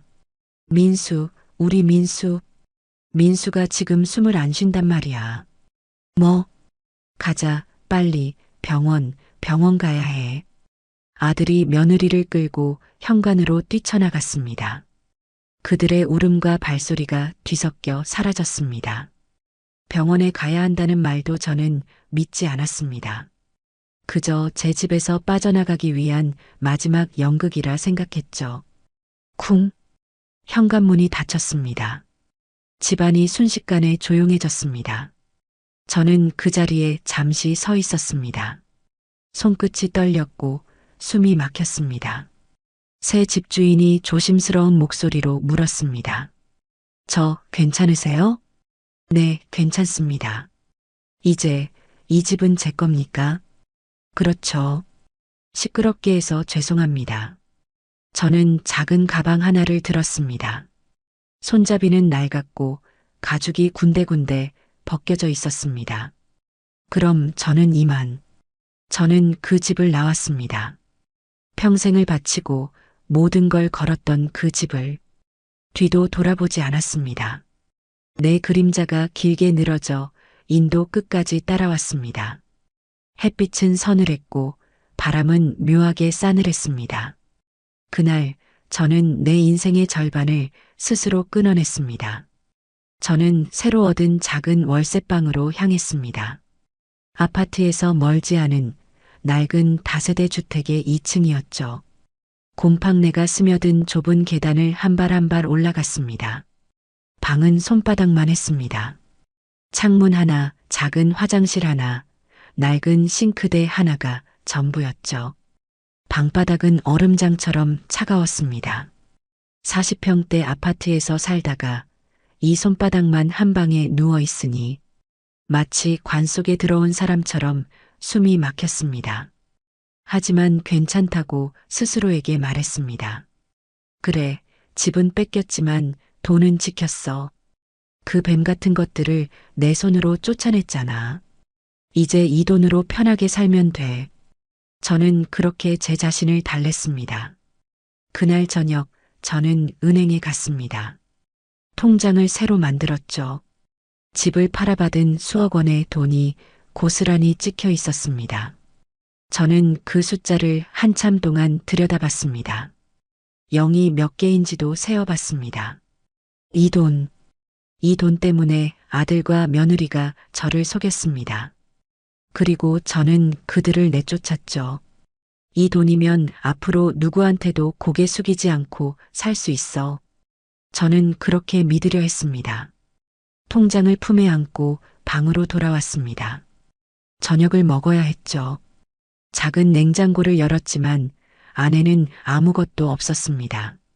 물 한 병조차 없었죠. 저는 밖으로 나가 근처 식당으로 향했습니다. 따뜻한 국밥을 한 그릇 시켰습니다. 식당 안은 사람들로 가득했습니다. 가족끼리 웃으며 밥을 먹는 사람들, 친구들과 술잔을 부딪히며 떠드는 사람들, 그 속에서 저만 혼자였습니다. 국밥을 한 숟갈 떴습니다. 그런데 아무 맛이 나지 않았습니다. 모래를 씹는 것 같았죠. 내가 왜 이러지? 이제 속이 후련해야 하는데. 저것들의 기침 소리도 울음소리도 안 들어도 되는데. 저는 밥을 반도 먹지 못하고 자리에서 일어났습니다. 다시 방으로 돌아와 차가운 바닥에 누웠습니다. 너무 조용했습니다. 민수의 기침 소리도, 며느리의 울음소리도, 아들의 한숨소리도 아무것도 들리지 않았습니다. 그런데 그 조용함이 오히려 저를 더 불안하게 했습니다. 잘한 거야. 나는 내 재산을 지킨 거야. 밤새 잠이 오지 않았습니다. 다음 날 저는 일부러 돈을 쓰기로 했습니다. 돈이 실제로 내 것이라는 걸 확인하고 싶었습니다. 백화점으로 갔습니다. 가장 비싼 옷가게로 들어갔습니다. 뭘 찾으세요, 어머님? 옷 좀 보러. 며느리가 입었던 모피 코트가 생각났습니다. 하지만 차마 그건 살 수 없었습니다. 대신 곱고 단정한 빛깔의 한복 한 벌을 맞췄습니다. 수백만 원이 넘는 가격이었죠. 아이고, 여사님, 너무 고우세요. 이거 입고 어디 좋은데 가시나 봐요. 그냥요. 돈이 좀 생겨서요. 저는 일부러 큰 소리로 말했습니다. 하지만 한복을 받아들고 방으로 돌아오니 그 옷을 입고 갈 곳이 없었습니다. 저는 그 비싼 한복을 벽에 걸어두었습니다. 그리고 멍하니 바라봤습니다. 돈이 있어도 쓸 데가 없었습니다. 그때 전화가 울렸습니다. 모르는 번호였습니다. 받지 않으려다 그냥 받았습니다. 여보세요. 어머니. 아들 녀석의 목소리였습니다. 네가 여길 어떻게 알아? 어머니, 제발. 끊어. 너랑 할 말 없어. 어머니, 민수가. 아들의 목소리가 울먹였습니다. 또 그 소리냐? 그 연기 아직도 안 끝났어. 연기 아니에요, 어머니. 민수가 지금. 숨을 안 쉬어요. 뭐라고? 병원이에요. 의사가 마음의 준비를 하래요. 어머니, 제발 돈? 약값이요, 제발. 너 이 순간에도 돈 타령이야. 이 사기꾼 놈. 어머니, 제발 약값이. 시끄러워. 민수가 죽든 말든 나랑 상관없어. 그 애는 날 속인 애야. 어머니, 다시는 전화하지 마. 너는 이제 내 아들 아니야. 저는 전화를 끊었습니다. 그리고 번호를 차단했습니다. 손이 부들부들 떨렸습니다. 끝까지 나를 속이려 드는구나. 죽어가는 손주 팔아서 돈을 뜯어내려는구나. 사람이 아니야. 숨을 안 쉰다는 그런 끔찍한 거짓말까지. 저는 자리에 털썩 주저앉았습니다. 눈물이 흘렀습니다. 그 눈물이 분한 건지 슬픈 건지 알 수 없었습니다. 그날 이후 제게는 아무 연락도 오지 않았습니다. 저는 그 작은 방에서 벽에 걸린 한복과 통장에 찍힌 숫자를 바라보며 하루를 버텼습니다. 밥맛이 없었고 잠도 오지 않았습니다. 몇 달이 흘렀습니다. 여름에 쫓겨난 그들은 이제 추운 겨울을 맞고 있겠죠. 저 역시 이 방에서 겨울을 맞았습니다. 보일러를 틀어도 방바닥은 식어 있었고 공기에는 싸늘한 냄새가 감돌았습니다. 얼마나 시간이 지났는지 모릅니다. 김장철이 되자 저는 오랜만에 시장으로 나갔습니다. 두꺼운 외투를 꺼내 입었습니다. 시장에는 사람들로 가득했습니다. 배추와 물을 나르는 손길들, 김칫소 냄새, 그리고 떠들썩한 웃음소리들. 저는 그 인파 속을 유령처럼 걸었습니다. 그때였습니다. 저와 크게 다퉜던 며느리의 친정어머니, 즉 사부인을 우연히 마주쳤습니다. 사부인. 저는 저도 모르게 인사를 했습니다. 사부인은 저를 보더니 그 자리에 멈춰 섰습니다. 몇 달 사이 그녀는 10살은 늙어 있었습니다.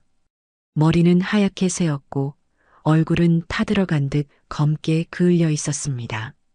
사부인, 그동안 당신. 사부인의 목소리가 갈라졌습니다. 당신이 여기를 어떻게 해? 저 시장 보러요. 사부인이 제 뺨을 올려붙였습니다. 짝? 시장 사람들이 일제히 우리를 쳐다봤습니다. 이 독한 년. 네. 당신 때문에 우리 민수가. 사부인은 길바닥에 주저앉아 울부짖었습니다. 그깟 돈이 뭐라고 애를 죽여. 이 독한 사람아. 네.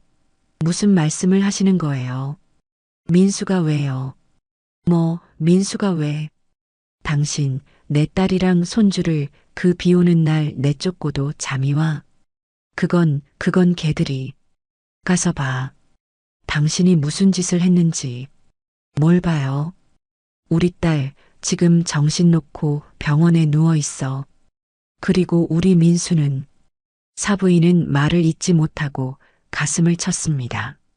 민수는 그 추운 날 병원도 못 가고. 사부인, 그만하세요. 그게 무슨. 당신이 그 집만 팔지 않았어도, 그 약 한 번만 맞았어도, 약이요.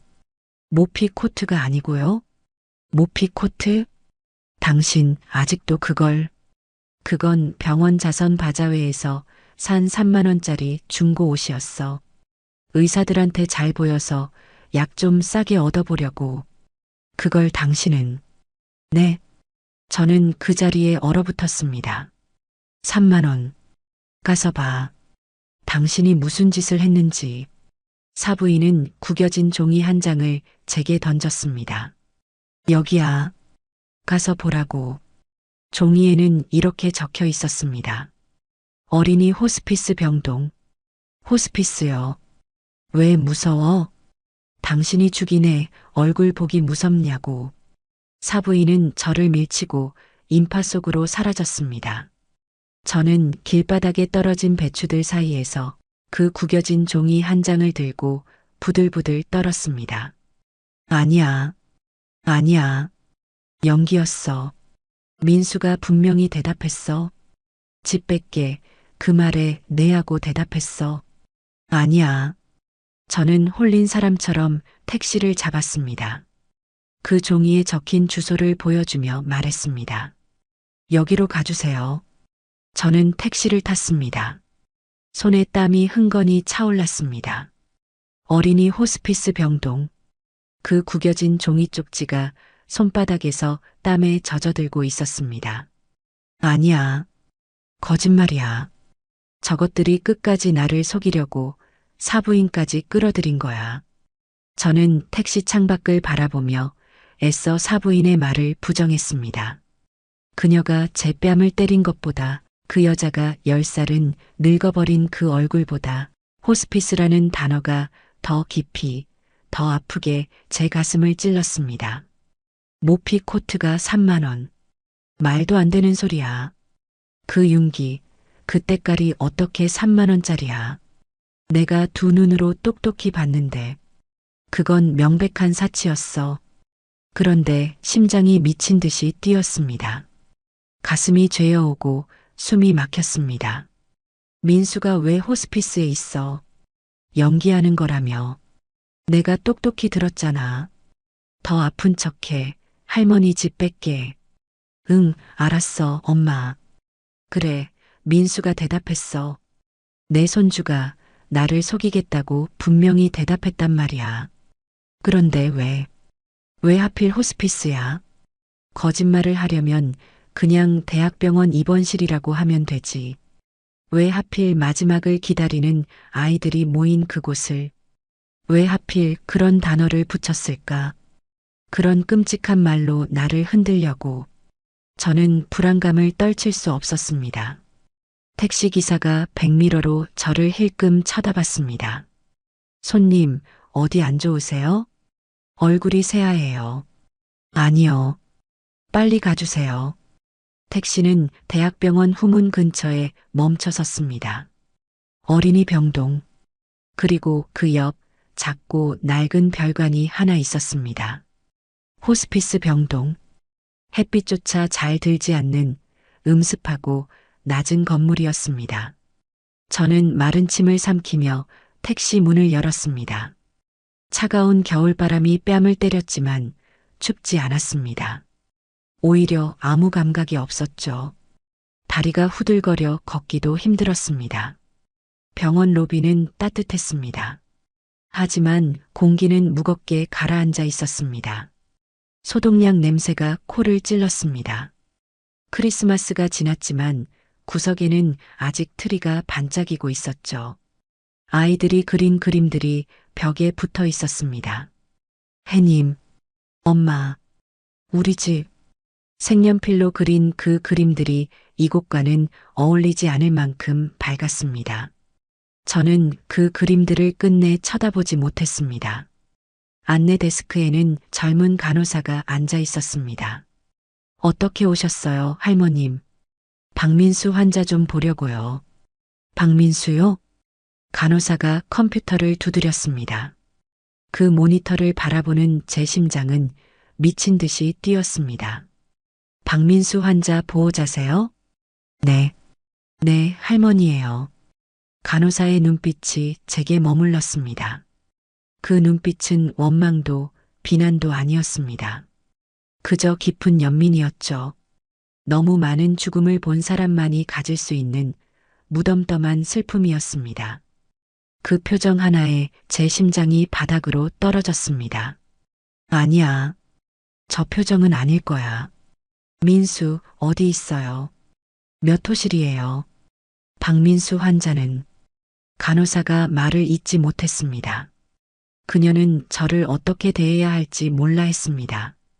어머님, 잠시 저쪽에 앉아서 어디 있냐고 물었어요. 민수, 지금 어디 있냐고요? 제 목소리가 복도에 울렸습니다.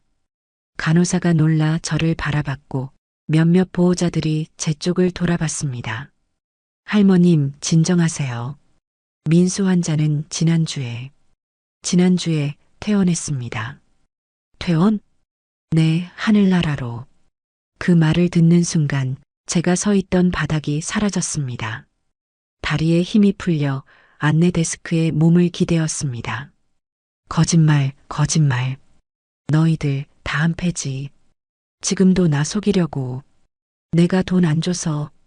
그래서 이런 짓까지 하는 거지. 어머니. 복도 끝에서 익숙한 목소리가 들렸습니다. 아들이었습니다. 진우.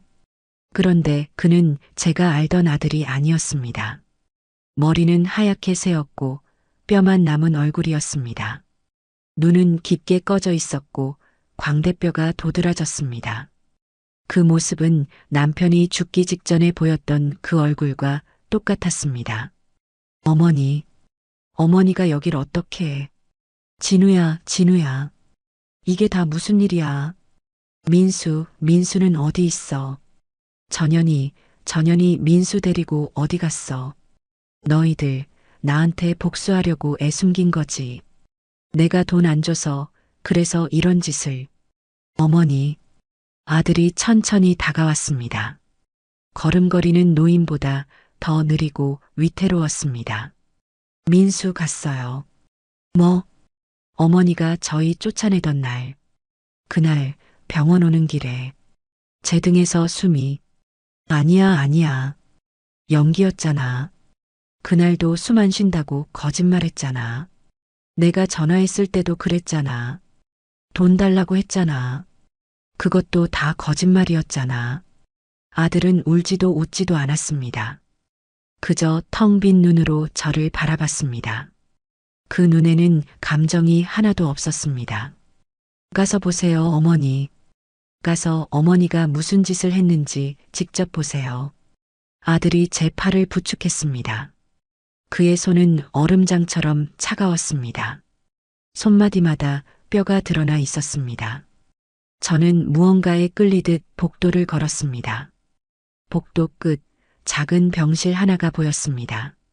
문은 반쯤 열려 있었고 그 앞에는 박민수 대신 하얀 국화꽃 바구니가 놓여 있었습니다. 방 안에는 며느리가 있었습니다. 아니, 며느리라 부를 수도 없는 어떤 여자가 앉아 있었습니다. 머리카락이 빠지고 얼굴은 사부인보다 더 늙어 있었습니다. 그 여자는 텅 빈 아기 침대를 내려다보고 있었습니다.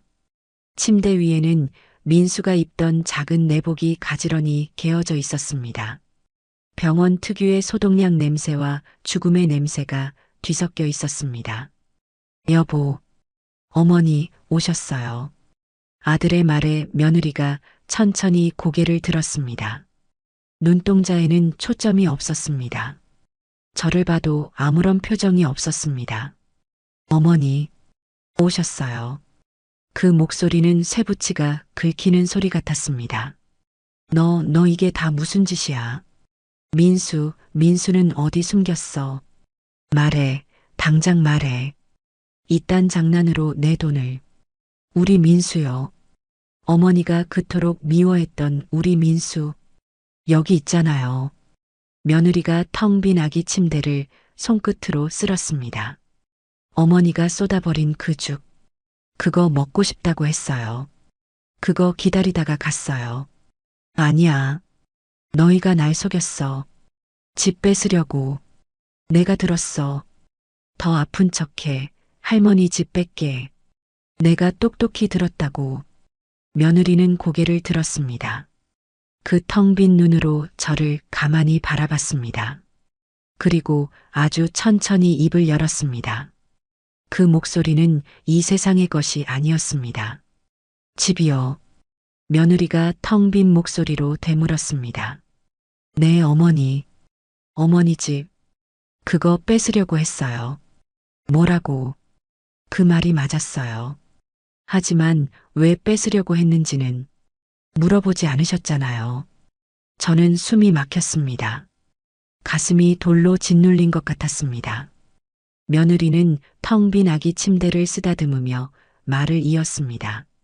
민수, 그냥 감기 아니었어요. 어머니가 데려갔던 그 방 내과, 그 영감, 그 사람이 우리 민수를 죽인 거예요. 뭐라고? 민수는 희귀병이었어요. 온몸의 근육이 서서히 굳어가는 병. 이름도 길어서 외우지도 못했어요. 처음엔 그냥 감기인 줄 알았죠. 어머니 말대로 독감인 줄 알았어요. 그래서 그 약 먹였어요. 어머니가 먹이라고 하셔서 억지로 먹였어요. 그런데 아이가 약을 먹을수록 더 아파했어요. 경기를 일으켰어요. 그 약이 오히려 민수병을 악화시켰던 거예요. 그래서 제가 약을 버린 거예요. 어머니는 그게 돈 뜯어내려는 수작인 줄 아셨죠? 아니, 나는 그게 제가 그날 어머니한테 500만 원 받았잖아요. 네, 받았죠. 그 돈으로 모피 코트 사 입었고. 모피 코트요. 며느리가 웃었습니다. 소리 없는 웃음이었습니다. 입만 귀 밑까지 찢어진 듯 했습니다. 어머니 이거요.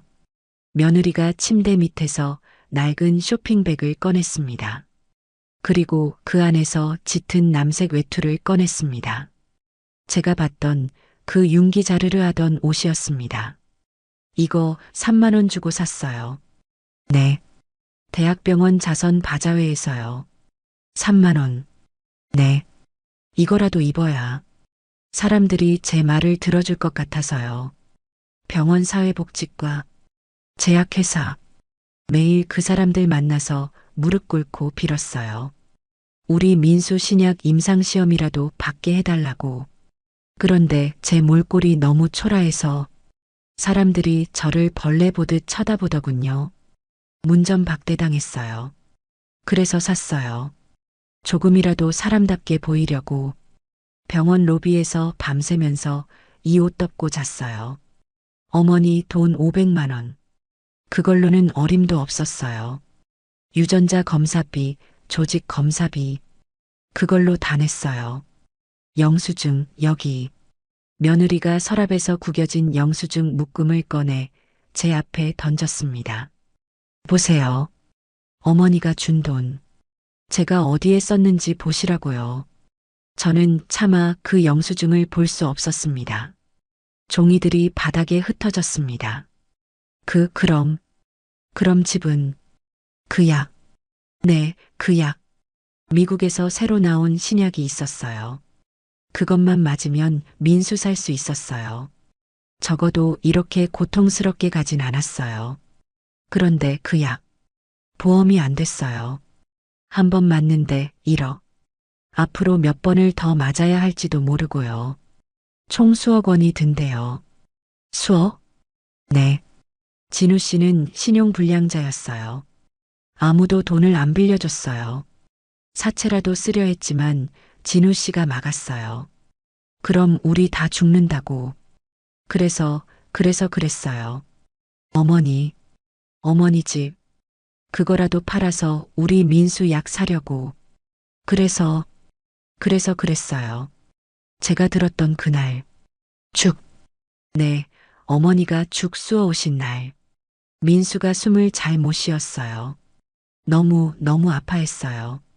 온몸이 뒤틀리고 굳어가고 있었어요. 의사가 마음의 준비를 하라고 했어요. 그래서 제가 민수한테 민수야 할머니 오시면 기침 더 심하게 해. 숨도 못 쉬는 것처럼 연기해. 그래야 할머니가 불쌍해서라도 저 집이라도 팔아서 우리 민수 살릴 수 있어. 그랬어요. 제가 시켰어요. 그 어린애한테 연기하라고. 그 약, 그거 한 번만 맞아보겠다고. 제가 그랬어요. 그런데 민수가 뭐라고 했는지 아세요? 며느리가 울음을 터뜨렸습니다. 엄마, 나 아파. 연기 못하겠어. 그냥 죽을래. 이러더군요. 그래서 제가 아이한테 빌었어요. 민수야, 한 번만. 딱 한 번만 엄마 말 들어줘. 할머니가 문 밖에 와 계셔.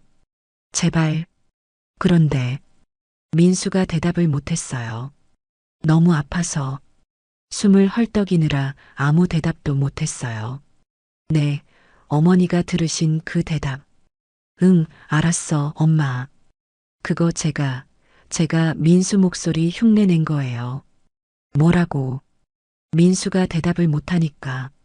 제가 어린애 목소리로. 어머니 들으라고. 응, 알았어, 엄마. 그랬어요. 그런데 그걸 들키다니. 어머니가 죽을 쏟으실 줄은, 그렇게 돌아설 줄은 몰랐어요. 저는 그 자리에 무너져 내렸습니다. 다리가 풀려 바닥에 주저앉았습니다. 모든 게 제 오해였습니다. 아니, 제 탐욕이 만들어낸 지옥이었습니다. 저는 소리도 내지 못하고 울었습니다. 그리고 저희 쫓겨나던 날, 민수 정말로 숨을 안 쉬었어요. 어머니가 그 이삿짐 센터 사람들 앞에서 저희를 개처럼 끌어내던 날, 아이가 제 등에서 차갑게 식어갔어요. 어머니가 제게 전화하셨을 때, 진우 씨가 어머니께 전화드렸을 때, 그때 민수 응급실에 있었어요. 의사가 심폐소생술하고 있었어요. 돈만 있었으면 그 약 바로 맞을 수 있었어요. 어머니가 그 집만 팔아줬어도, 아니, 쫓아내지만 않았어도 그 약 맞을 수 있었어요. 어머니가 우리 민수 죽인 거예요. 며느리가 텅 빈 눈으로 저를 바라봤습니다. 그 눈에는 증오도 슬픔도 없었습니다. 그저 아무것도 남지 않은 공허뿐이었죠. 진우야. 이게. 아들은 벽에 기대어 소리 없이 울고 있었습니다. 어머니, 제가 죄인입니다. 제가 돈만 있었어도, 제가 능력만 있었어도, 민수 엄마가 그런 짓까지 안 했을 겁니다. 제가 다 죽일 놈입니다. 아들은 제 앞에서 무릎을 꿇고 머리를 바닥에 찍기 시작했습니다. 진우야, 그러지 마. 저는 제 가슴을 쥐어뜯었습니다. 저는 얼마나 울었는지 몰랐습니다. 눈물이 말라 더 이상 나오지 않았습니다. 목이 쉬어 소리조차 나오지 않았습니다. 며느리는 텅 빈 침대만 바라보고 있었습니다. 아들은 바닥에 머리를 박고 어깨를 들썩였죠. 저는 가방을 뒤졌습니다. 그리고 그것을 꺼냈습니다. 집을 팔아 만든 수억 원이 찍힌 통장이었습니다. 애미야, 이거, 여기 돈 있어. 집 판 돈 그대로 있어. 이거 다 너희 가져. 이걸로 민수 좋은 데 묻어주고. 너희. 저는 무슨 말을 하는지도 몰랐습니다. 며느리가 제 손에 들린 통장을 천천히 바라봤습니다. 그리고 웃었습니다. 돈? 어머니, 지금 이게 필요해 보이세요? 아니, 애미야, 그게. 우리 민수 죽었어요. 이 돈으로 이제 뭘 해요? 민수 맛있는 거 사줄까요? 민수 좋은 옷 사입힐까요? 아니면 민수 그 비싼 약 사줄까요? 며느리가 제 통장을 낚아챘습니다. 그리고 창문 밖으로 던졌습니다. 필요 없어. 어머니 돈 필요 없다고. 그 돈 때문에 내 새끼가 죽었어요. 그깟 종이 쪼가리 때문에. 내 민수가. 며느리가 처음으로 제게 소리쳤습니다. 그리고는 바닥에 주저앉아 아이처럼 울었습니다. 민수야, 민수야, 엄마가 미안해. 엄마가 돈이 없어서 미안해. 엄마가 너 그 약 못 사줘서 미안해. 민수야. 아들이 그런 며느리를 부축해 안았습니다. 두 사람은 부둥켜 안고 서럽게 울었습니다. 저는 그들 앞에 설 수가 없었습니다. 저기, 민수는 어디에 묻었어? 제가 기어들어가는 목소리로 물었습니다. 며느리가 울음을 멈추고 저를 노려봤습니다. 그 눈에는 공허 대신 불타는 증오가 어렸습니다. 당신이 거길 왜? 가서 보게. 가서 용서라도 빌게. 용서? 누가 당신을 용서해? 우리 민수가 당신을 용서할 것 같아요? 제발 한 번만. 민수, 제가 됐어요. 네. 여기, 이 병원 뒤뜰에 작은 나무 하나 심어줬어요. 거기 뿌려줬어요. 그러니까 다신 찾지 마세요. 당신이 그 나무 쳐다보는 것도 역겨워. 애미야. 그리고 이거. 며느리가 제게 구겨진 종이 한 장을 던졌습니다. 병원 메모지였습니다. 그 위에는 아이의 삐뚤빼뚤한 글씨가 적혀 있었습니다. 이게 뭐야? 민수, 마지막 유언이에요. 네. 어머니가 죽 쏟고 방에 들어가시던 날. 그날부터 민수가 매일 저한테 물어봤어요. 엄마, 할머니 화 많이 났어? 응. 할머니가 나 미워해서 이제 죽 안 갖다 주나 봐. 나 할머니 죽 먹고 싶은데 그거 기다리다가 그 말하다가 갔어요. 당신이 끓여주겠다던 그 죽. 그거 기다리다가 굶어서 아파서 갔어요. 저는 그 말을 듣고 완전히 무너졌습니다. 식어버린 죽. 내가 쏟아버린 그 죽. 그게 내 손주의 마지막 희망이었구나. 나가, 당장 나가. 두 번 다시 내 눈앞에 나타나지 마. 당신은 내 남편의 어머니도 아니야. 당신은 내 아들을 죽인 원수야. 아들 진우가 저를 붙잡았습니다. 어머니 가세요. 제발 가세요.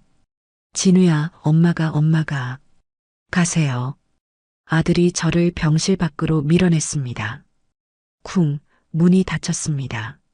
문 안에서 며느리의 처절한 울음소리가 들려왔습니다. 저는 그 문 앞에 주저앉았습니다.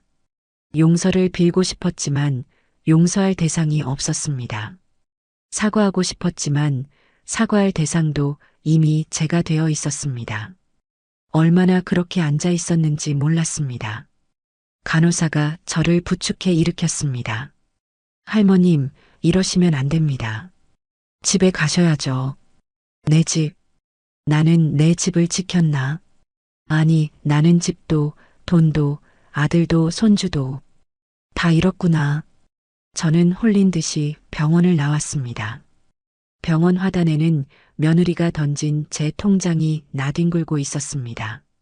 눈에 젖어 흐물흐물해져 있었습니다. 저는 그 통장을 줍지 않았습니다. 그대로 지나쳐 걸어 나왔습니다. 지금 저는 그 차가운 월세방에 혼자 앉아 있습니다. 며칠이 지났는지도 모르겠습니다. 벽에는 수백만 원짜리 고운 한복이 걸려 있습니다. 그 한복이 저를 비웃는 것 같습니다. 바닥에는 그날 사부인이 던져준 구겨진 호스피스 병동 주소 쪽지가 떨어져 있습니다. 저는 아무것도 먹지 못합니다. 밥을 입에 넣으면 모래알 같습니다. 물을 마시면 쓴 약 같습니다. 잠도 잘 수 없습니다. 눈을 감으면 민수가 저를 쳐다봅니다. 할머니, 죽 끓여주세요. 할머니가 나 미워해서 이제 죽 안 갖다 주나 봐. 그 목소리가 제 귓가를 맴돕니다. 밤마다 헛기침 소리가 들립니다. 콜록, 콜록. 민수의 기침 소리인지 제 기침 소리인지 알 수 없습니다. 저는 제 유일한 집을 지키려다 제 모든 것을 잃었습니다. 용서할 대상도 사과할 대상도 모두 잃었습니다. 저는 이 차가운 방에서 영원히 용서받지 못할 겁니다. 그게 제가 내린 유일한 결론이었어요. 방 안의 공기는 얼음장 같았어요. 며칠 동안 먹지도 자지도 씻지도 않았죠. 그저 멍하니 벽에 걸린 비싼 한복만 쳐다봤어요. 저를 비웃는 것 같았죠. 저 옷을 살 돈. 그 돈이었으면 민수는. 저는 한복을 끌어내려 발로 짓밟았어요. 하지만 분노도 슬픔도 느껴지지 않았죠. 그저 멍했어요. 그때였어요. 귓가에 그 목소리가 들렸어요. 할머니, 죽 끓여주세요. 저는 벌떡 일어났어요. 방 안에는 아무도 없었죠. 민수야. 할머니가 나 미워해서 이제 죽 안 갖다 주나 봐. 그 애에 갈라지던 마지막 목소리가 귀를 파고들었어요. 아니야, 아니야. 할미가 미워한 게 아니야. 할미가 몰랐어. 정말 몰랐어. 귀를 막았지만 그 목소리는 머릿속에서 점점 더 크게 울렸어요. 나 할머니 죽 먹고 싶은데. 저는 짐승처럼 울부짖었어요. 죽을 수도 없어. 이 죄를 짓고 편하게 죽을 수는 없어. 자리에서 일어났어요. 무엇이라도 해야만 했죠. 발길이 저도 모르게 병원으로 향했어요. 민수의 죄를 뿌렸다는 병원 뒤뜰. 그곳을 찾아야 했어요. 병원 뒤편 작은 뜰에는 어린 나무 한 그루가 서 있었어요. 밑동엔 조약돌 몇 개가 올려져 있었죠. 여기구나, 우리 민수. 저는 그 나무 앞에 주저앉았어요.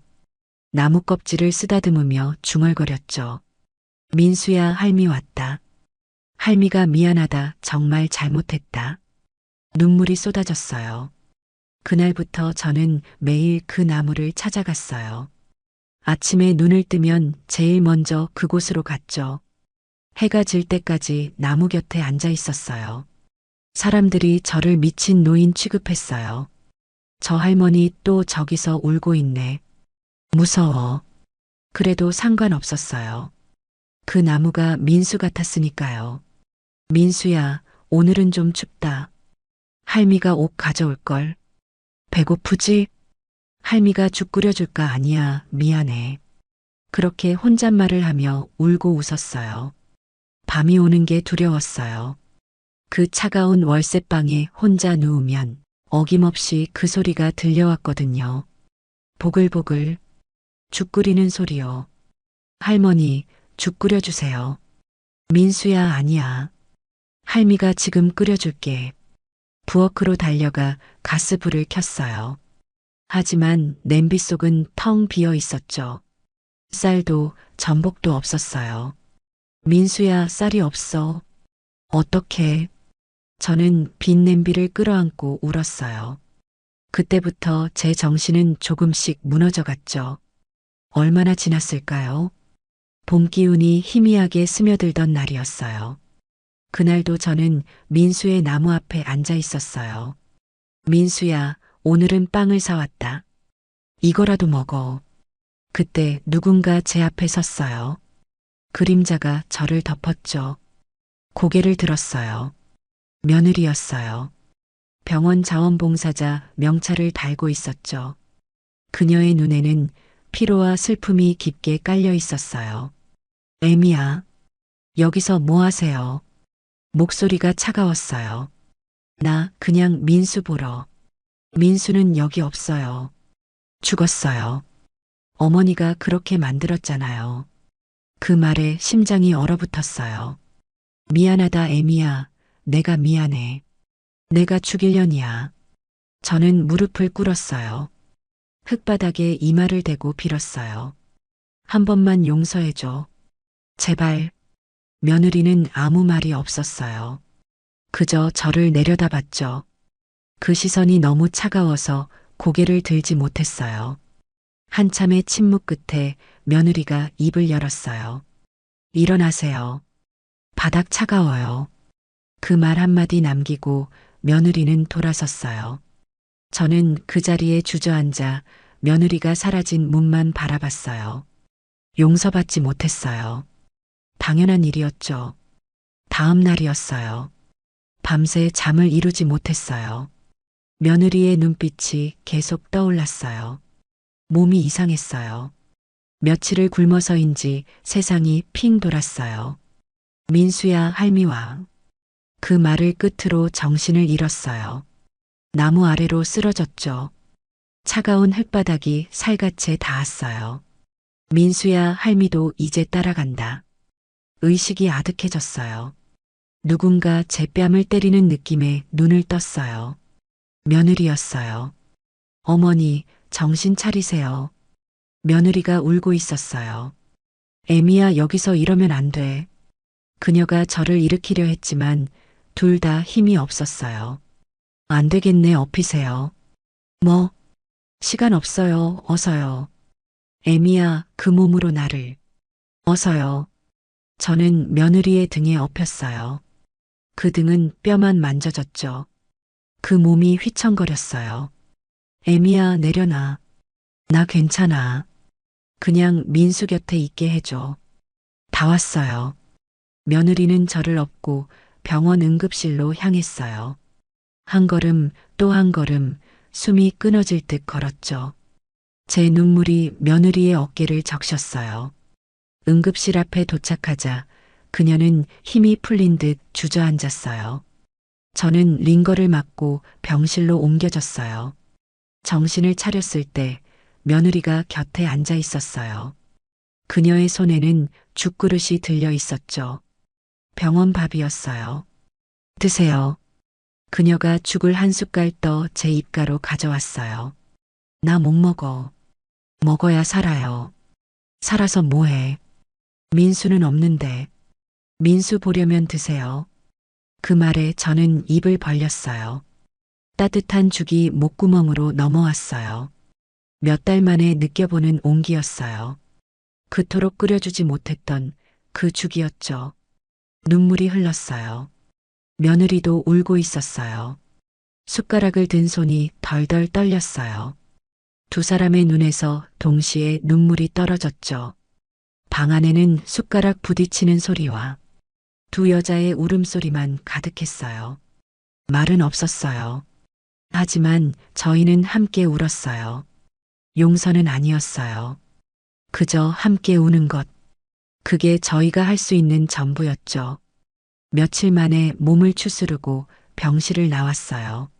몸은 가벼웠지만 마음은 여전히 납덩이 같았죠. 영양실조였을 뿐이었어요.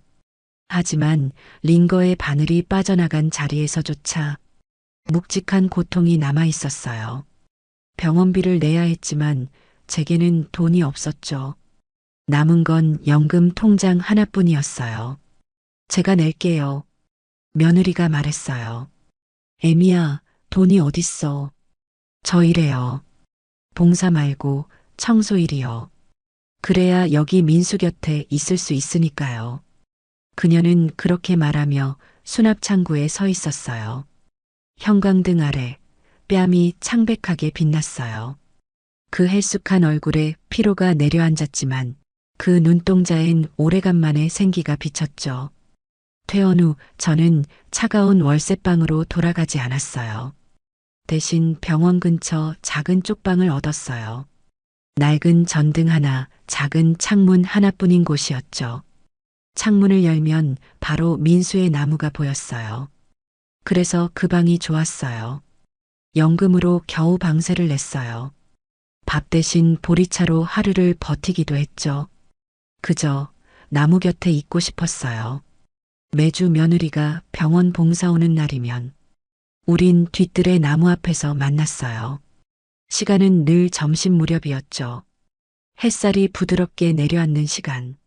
제가 자판기 커피 2잔을 뽑아 며느리에게 건넸어요. 마셔. 고맙습니다. 우리는 벤치에 앉아 말없이 나무만 바라봤어요. 처음엔 어색했죠. 대화를 시도할 용기도 없었어요. 그녀의 얼굴을 보는 것조차 죄스러웠어요. 그래도 시간이 흐르자 그 침묵이 조금씩 따뜻해졌어요.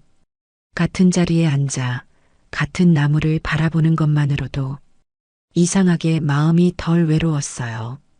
어느 날 며느리가 찐 고구마를 내밀었어요. 하얀 김이 모락모락 피어올랐죠. 노란 속살이 반으로 갈라지며 단내가 났어요. 드세요, 어머니. 아니다, 너 먹어. 저 먹었어요. 같이 먹어요. 그녀는 고구마 반쪽을 제 손에 쥐어줬어요. 손끝이 차가웠지만 그 안엔 생명이 느껴졌어요. 우린 고구마 하나를 나눠 먹었어요. 고소하고 달콤했죠. 그 어떤 진수성찬보다 따뜻했어요. 그날 밤 오랜만에 꿈을 꿨어요. 민수가 웃으며 제 무릎 위에 앉아있던 꿈이었죠. 봄 기운이 완전히 스며들던 날 누군가 제 이름을 불렀어요. 어머니. 고개를 돌리니 아들이 서 있었어요. 몇 달 만이었죠.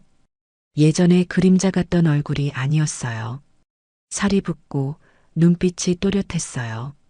손엔 기름 냄새가 배어 있었고 깨끗한 작업복이 햇살을 받아 번들거렸어요. 진우야. 그는 며느리를 바라봤어요. 당신 여보. 왔어요. 두 사람 사이엔 짧지만 단단한 시간이 흘러 있었어요. 어머니. 아들이 제 앞에 와 무릎을 꿇었어요. 손등에 기름때가 묻어 있었어요. 이제 제 집으로 오세요. 뭐라고? 작은 공장이지만 다시 일 시작했어요. 방 하나 얻었어요. 그의 목소리가 자랑스럽게 떨렸어요. 그때 며느리가 고개를 숙이며 말했죠. 장모님도 저희 집에 계세요. 그녀의 말에 저는 입술을 떨었어요. 그래, 잘했다. 이제 가족이잖아요. 아들이 웃었어요. 어머니, 이제 저랑 같이 가요. 아니다. 저는 고개를 저었어요. 나는 벌 받아야지. 너희 볼 면목이 없어. 민수 곁에 있을란다. 아들의 눈이 흔들렸어요. 그때 며느리가 제 손을 잡았어요. 손끝이 따뜻했어요. 민수가 그랬을 거예요. 할머니 혼자 추운데 있지 말라고. 그 말이 제 가슴을 뚫고 들어왔어요. 눈물이 쏟아졌어요. 애미야, 내가 미안하다. 그 말 이제 그만하세요. 저도 이제 그만 미워할게요. 용서는 안 되겠죠. 그래도 같이 울어줄 사람은 필요하잖아요. 그녀가 저를 안았어요. 아들도 제 어깨를 감싸 안았죠. 그 순간 세상 모든 소리가 멈춘 것 같았어요. 바람이 지나가고 새소리가 들리고 나무잎이 살짝 흔들렸어요. 마치 민수가 우리 곁에 있는 것처럼요. 며칠 뒤 진짜 봄이 왔어요. 병원 뒤뜰의 흙냄새가 더 짙어졌어요. 민수의 나무에 여린 잎이 돋아났죠. 그 연두빛 잎이 햇살을 받아 반짝였어요. 우린 셋이 함께 그 앞에 섰어요. 서로 아무 말도 하지 않았어요. 그저 바람에 흔들리는 나뭇잎을 바라봤죠. 제 손에는 김이 모락모락 나는 전복죽 한 그릇이 들려 있었어요. 밤새 며느리와 함께 끓였죠. 쌀을 씻을 때 며느리가 말했어요. 이젠 따뜻한 죽만 끓여요. 그 말에 저는 웃었어요. 그래, 이제 식은 죽은 없겠구나. 민수야, 할미가 왔다. 이젠 따뜻한 것만 먹어라. 식기 전에 얼른 먹어. 죽을 나무 밑에 내려놓았어요. 김이 하늘로 피어올랐죠. 그 향이 바람에 섞여 퍼졌어요. 순식간에 흙냄새와 섞여 따뜻한 냄새가 되었죠. 며느리가 제 어깨를 감싸 안았어요. 아들은 말없이 웃고 있었어요. 햇살이 세 사람을 감쌌죠. 그때였어요. 나무가지 사이로 바람이 불며 멀리서 아이의 웃음소리가 들려왔어요. 할머니, 따뜻해요. 순간 제 심장이 덜컥하고 뛰었어요. 그 소리는 분명 민수였어요. 저는 하늘을 올려다봤어요. 햇살 사이로 먼지가 반짝였어요. 그 반짝임이 마치 민수의 미소 같았죠. 그래, 따뜻하지. 이제야 따뜻하구나. 우리 민수야. 그날 제 심장 속 얼음이 천천히 녹아내렸어요. 살아서도 울면서도 이제는 미소를 지을 수 있을 것 같았어요. 그게 우리 세 사람에게 남겨진 마지막 봄이었어요.